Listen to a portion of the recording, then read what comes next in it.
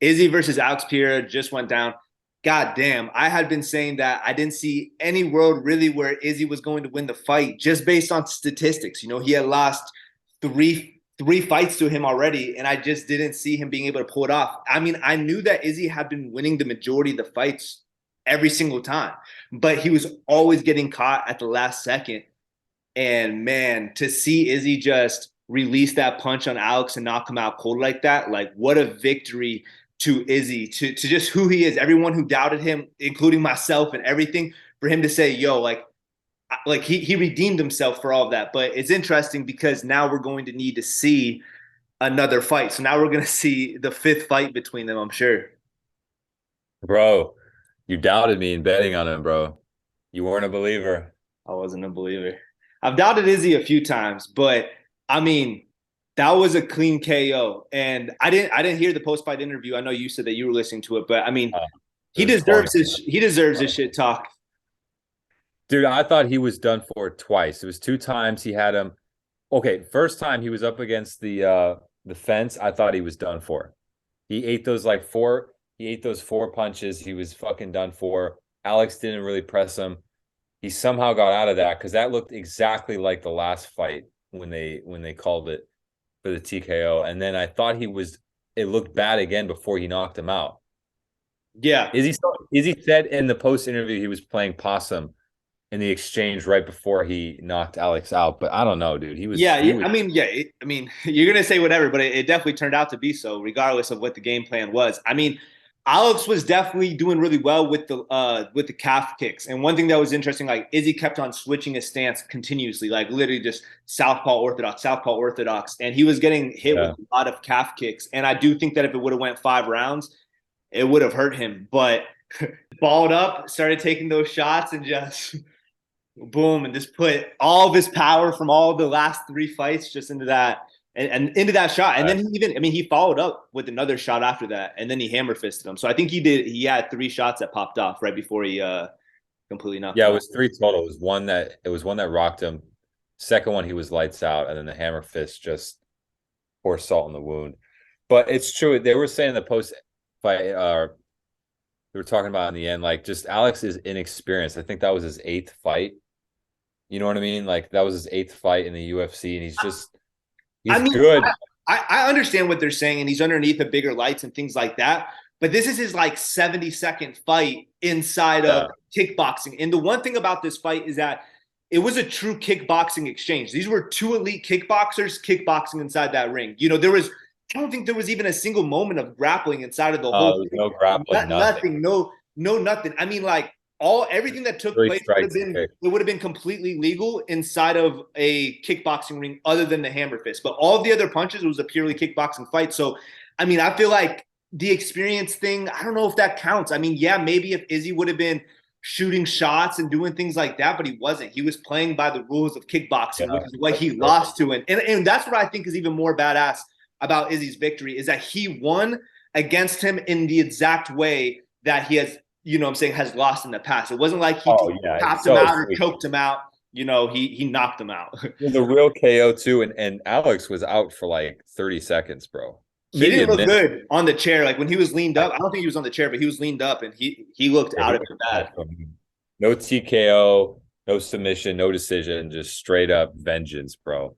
And I do have to say that I am a believer that in the last fight that the fight was an early stoppage. I mean, I know a lot of people say that Izzy looked hurt and stuff like that, but I have seen fights go so much longer and so much worse. And I do believe that Izzy could have stayed in that game a little bit longer. Like I was saying to you, I think there was a 60% chance Izzy would have been okay and a 40% chance he would have been sent into the shadow realm. But I think when you're a champion, you got to be given that opportunity, like to You fight have to. till the death, basically, you I know? think Charles Oliveira is a perfect example of that. Of like, there's so many fights that if they got called in Izzy's fashion, he wouldn't be a champ like he is today. So many fights where like Charles looked like he was literally out or he was fucking fading, and he comes back and gets out of it somehow and wins. So like, I get it. It's tough. You look out for the best interest of the fighter, but I feel like in those big championship fights, they know what they signed up for. You gotta let them go.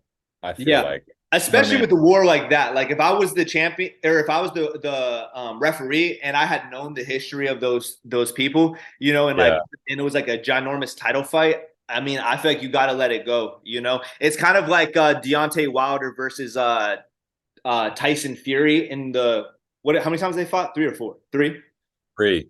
Yeah, in the third fight, like they would have stopped what was happening to Wilder in all the previous fights. But because Wilder talked so Yeah. much shit about it being an early stoppage and all of these things, the ref was like, I'm gonna let it go until you are literally face first on the canvas. And they did. Like, That's what happened. yeah, Yeah. Wilder was getting stood up. And yeah, I think that Izzy would have won that last fight. And I do think that Izzy is the better fighter. I just doubted it because Sure. statistically, you know what I'm saying? Like he shouldn't have won just based on like the Yeah. fact that he lost the last three fights.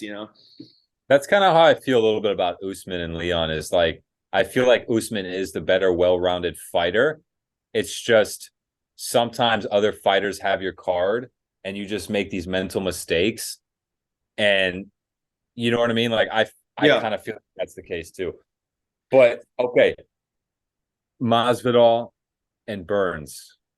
I feel like it was obviously the right thing for Masvidal to retire. Yeah. It was definitely a sweet retirement where he started in Miami, but I don't think he hasn't been the same since he lost to Usman. That's for sure.